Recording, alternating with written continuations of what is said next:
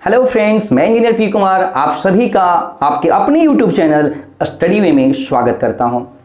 आज का वीडियो मुख्य रूप से वैसे विद्यार्थियों के लिए है जो केमिस्ट्री पहली बार पढ़ना प्रारंभ कर रहे हैं या वैसे स्टूडेंट जो केमिस्ट्री पढ़ तो चुके हैं लेकिन इस टॉपिक का नॉलेज नहीं होने के कारण उन्हें समाज में बेइज्जती देखने को मिल सकता है।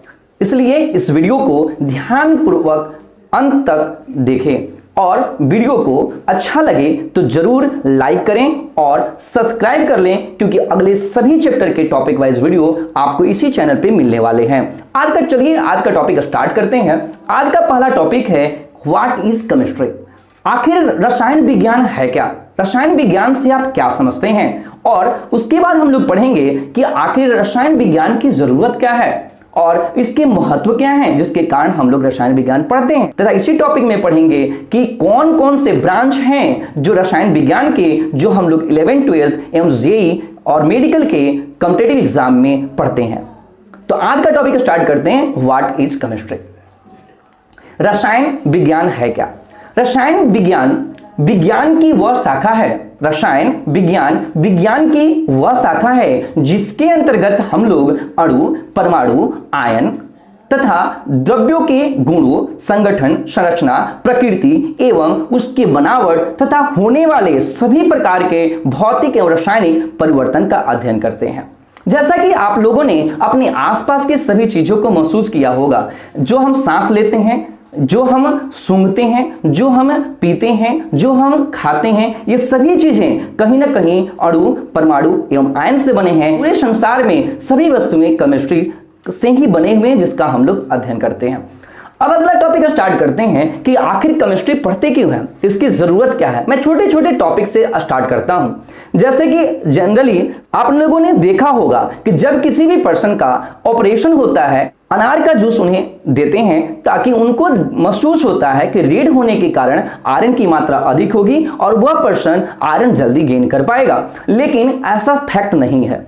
उससे ज्यादा आयरन की मात्रा मौसमी के जूस में होता है।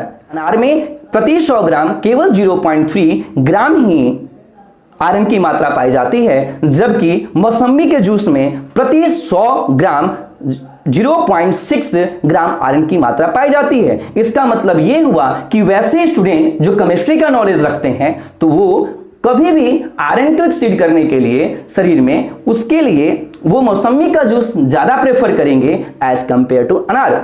अब आगे हम लोग बढ़ते हैं कि केमिस्ट्री का महत्व क्या है, हम लोग केमिस्ट्री कहां कहां पे उपयोग करते हैं जिससे केमिस्ट्री की इंपोर्टेंस इतनी ज्यादा है। ऐसे ही बहुत कुछ चीजें हैं जो अगर केमिस्ट्री की नॉलेज अगर हमें है तो हम लोग अपने आप को सिक्योर एवं अपने आप को बचा सकते हैं। जैसे कि अगर आप प्रिकॉशन जानते हैं कि गोलगप्पे की दुकान जनरली आप देखेंगे कि नाले के सामने ही बेचे जाते हैं। अगर वो आपको दिख जाए कि जर्म पार्टिकल कितने गोलगप्पे पे बैठ रहे हैं और उससे क्या क्या बीमारियां हो रही है, दावा करता हूं कि आप लोग उस दिन के बाद गोलगप्पे खाना कम कर देंगे। सेम उसी प्रकार से और भी महत्व हम लोग जाने रसायन विज्ञान का हमारे जीवन में क्या योगदान है। पहला टॉपिक जानते हैं, रसायन विज्ञान का मुख्य रूप से उपयोग कृषि क्षेत्र में है। कृषि क्षेत्र में इसका महत्वपूर्ण योगदान रहा है। जैसा कि आप लोगों ने देखा होगा, पहले अधिक खेत में कम फसल उपजते थे, परंतु आज रसायन के प्रयोग से कम जगह में अधिक फसल उपजते हैं। पहले आप लोगों ने यह भी देखा होगा कि एक खेत में कीटों के कारण, तितली के कारण फसल बर्बाद हो जाते थे। आज के डेट में कीटनाशक का प्रयोग कर उससे फसल को बचा लिया जाता है। आपने देखा होगा सीजनली जो फसल होते हैं कृषि में वो सीजन में सस्ते होते हैं लेकिन सीजन के बाद महंगे हो जाते हैं। उसके लिए आज परिरक्षक का प्रयोग कर आज सभी मौसम में आज फल सब्जियों को आज देखा जाता है और मिलते भी हैं। इसी तरीके से हम आगे बढ़ते हैं, दूसरा टॉपिक जानते हैं, मेडिकल एवं स्वास्थ्य क्षेत्र में रसायन का प्रयोग। आज बड़े पैमाने पर मेडिकल एवं स्वास्थ्य के लिए रसायन का प्रयोग किया जाता है। जितनी भी दर्द निवारक औषधि है, एंटीबायोटिक है तथा अन्य कई रोगों से उपचार के लिए आज रसायन का प्रयोग किया जाता है। अगला टॉपिक देखते हैं। हम लोग भोग विलास एवं आराम की चीजों के लिए भी रसायन का प्रयोग किया जाता है, जैसे फाइबर, प्लास्टिक और कॉस्मेटिक जितनी भी चीजें हैं जो भोग विलासिता के लिए प्रयोग किए जाते हैं उसमें प्रयोग किया जाता है, जैसे पाउडर, क्रीम, टूथपेस्ट वगैरह वगैरह। इसके अलावा भवन निर्माण तथा अन्य उद्योगों में भी रसायन का प्रयोग बड़े पैमाने पर किया जाता है, जैसे सीमेंट उद्योग, चूना उद्योग, पेंट उद्योग, कपड़ा उद्योग। ऐसे बहुत सारे सेक्टर हैं जिसमें रसायन का प्रयोग किया जाता है। पर्यावरण के संरक्षण में भी रसायन का बहुत बड़ा योगदान है। अगर जो स्टूडेंट या वैसे सभी लोग जो अगर ये पता चल जाए कि किस कारण से पोल्यूशन हो रहा है तो वो सभी लोग उसे रोकथाम का उपाय कर सकते हैं और उससे पर्यावरण को सुरक्षित कर सकते हैं। तो इसमें भी रसायन का बड़ा उपयोग किया जाता है। इस तरीके से मैं कह सकता हूं कि रसायन का हमारे दैनिक जीवन में महत्वपूर्ण योगदान है।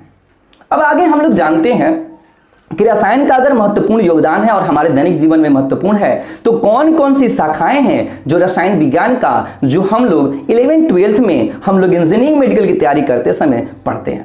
मुख्य रूप से हम लोग 3 शाखाएं पढ़ते हैं, कार्बनिक, अकार्बनिक और भौतिक रसायन। कार्बनिक, अकार्बनिक और भौतिक रसायन। परंतु इसके अलावे भी 3 और भी शाखाएं हम लोग जानते हैं जिससे कि हमारी नॉलेज ब्रॉड हो सके। जैसे हम लोग जानेंगे कि रसायन के मुख्य रूप से 6 भाग मैं यहां पे बताने की कोशिश कर रहा हूं, जिसमें पहला है कार्बनिक रसायन, दूसरा है अकार्बनिक, तीसरा भौतिक रसायन, चौथा विश्लेषणात्मक रसायन, 5वां जैव रसायन और 6वां नाभिकीय रसायन। अब 1 by 1 मैं सबको डिस्क्राइब करता हूं। पहला है हम लोग का कार्बनिक रसायन।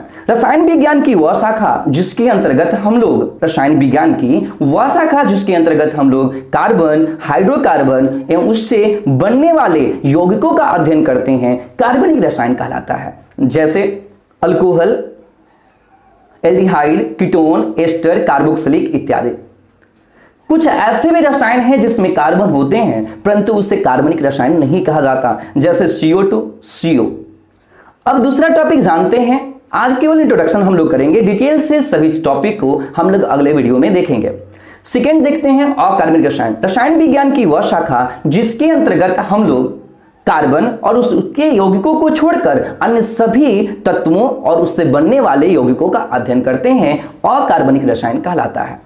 तीसरा जानते हैं भौतिक रसायन। रसायन विज्ञान की वह शाखा जिसके अंतर्गत हम लोग रासायनिक अभिक्रिया, भौतिक प्रक्रमों में होने वाले सभी प्रकार के भौतिक गुणों का, गतिविधियों का अध्ययन किया जाता है, भौतिक रसायन कहलाता है। जैसे मैं एग्जांपल के साथ क्लियर करना चाहता हूं, C+O2 CO2 एक रासायनिक अभिक्रिया है, परंतु कितना कार्बन कितना ऑक्सीजन मिलेगा कि CO2 बनेगा ये भौतिक रसायन ही बता सकता है। जैसे H2 और O2 के मिलाने से पानी बनता है, क्या हमेशा पानी बन सकता है? H2O2 तो वायुमंडल में भी है, लेकिन क्या हमेशा पानी हो रहा है? नो। इसके लिए एक अमाउंट सर्टेन होता है, एक स्पेसिफिक रूल्स होते हैं जिसपे ये वर्क करता है। तो ये हम लोग अध्ययन करते हैं भौतिक रसायन के अंदर। चौथा जानते हैं एनालिटिकल रसायन, जिसे कहते हैं हम लोग विश्लेषणात्मक रसायन। रसायन विज्ञान की इस शाखा में हम लोग स्टडी करते हैं कि किसी भी यौगिक में किसी पदार्थ की अमाउंट कितनी है, उसकी मापन क्या है, उसको जानते हैं। अर्थात रसायन विज्ञान की वह शाखा जिसके अंतर्गत पदार्थों की मात्रात्मक एवं गुणात्मक अध्ययन किया जाता है, उसे विश्लेषणात्मक रसायन कहा जाता है।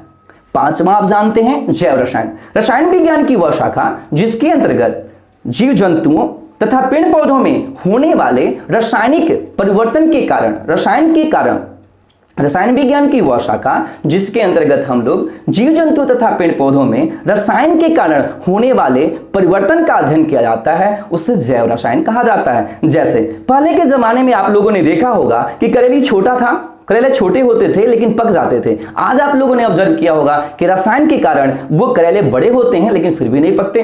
पहले आप जब भी लौकी खरीदने जाते थे तो छोटे से लौकी में ही बीज आ जाते थे, जिसे आप कहते थे कि बेकार हो चुका है। लेकिन आज रसायन के कारण ही आज उसका उपयोग करके आज लौकी मार्केट में बड़े भी मिलते हैं, मेरे साइज के मिलते हैं, लेकिन उसमें बीज नहीं होते हैं। उसी तरीके से जैव रसायन का उपयोग करके आप देखे होंगे बहुत सारे लोग के साइज छोटे होते थे, लेकिन रसायन का प्रयोग करके साइज बड़े कर लेते हैं। इसका मतलब यह हुआ कि रसायन का प्रयोग जैविक गतिविधियों के लिए भी किया जाता है। लास्ट हम लोग पढ़ते हैं, इसमें हम लोग को जानना है नाभिकीय रसायन। रसायन विज्ञान की वह शाखा है जिसके अंतर्गत हम लोग परमाणु रिएक्टर, परमाणु विखंडन, अल्फा बीटा किरणों तथा रेडियो सक्रिय तत्वों इत्यादि के बारे में अध्ययन किया जाता है, वह नाभिकीय रसायन कहलाता है। इसी तरीके से अगले वीडियोस में मैं लेके आऊंगा सॉलिड स्टेट, और उसे देखने के लिए इस वीडियो को जरूर सब्सक्राइब करें और अच्छा लगे तो लाइक